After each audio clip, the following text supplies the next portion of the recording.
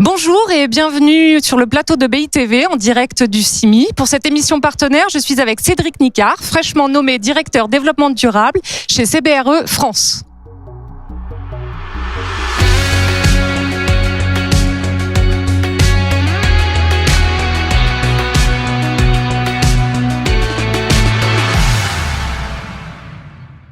Bonjour Cédric. Bonjour. COP21, COP26, les conférences sur les changements climatiques se succèdent.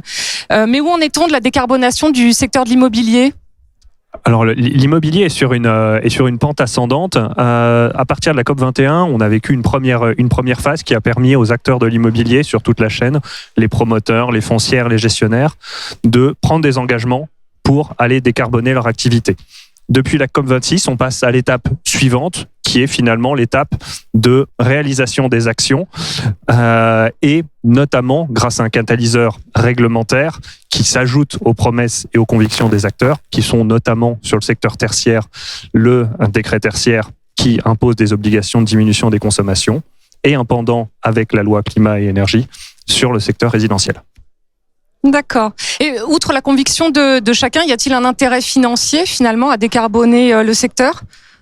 Évidemment, outre la conviction et les premiers résultats que l'on commence à voir sur les actions des acteurs précurseurs, il existe également un intérêt financier. On peut le voir notamment grâce à un baromètre que nous avons réalisé chez CBRE Europe, sur une quinzaine de villes en Europe, où on constate que les certifications environnementales génèrent une plus-value de loyer d'environ 21% en moyenne sur les villes que nous allons analyser.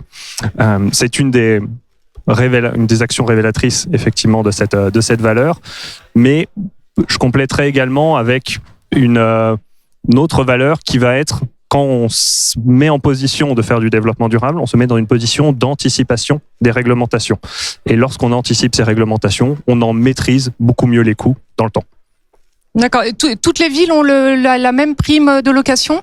C'est un petit peu différent selon les villes, évidemment. En France, sur les villes qu'on a regardées, notamment Paris et Lyon, on oscille entre 18 et 16% selon les villes. D'accord. Vous parlez d'une volonté de passer à l'action, mais comment les acteurs du secteur immobilier peuvent s'engager ?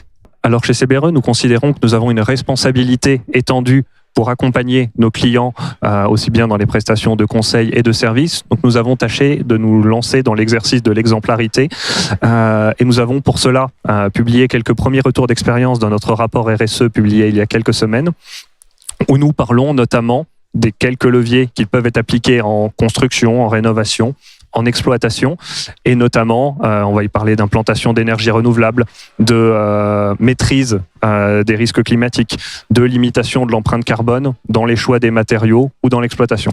Tout ça fait partie un petit peu des leviers que l'on peut engager. D'accord. Merci Cédric pour ces informations et pour votre engagement.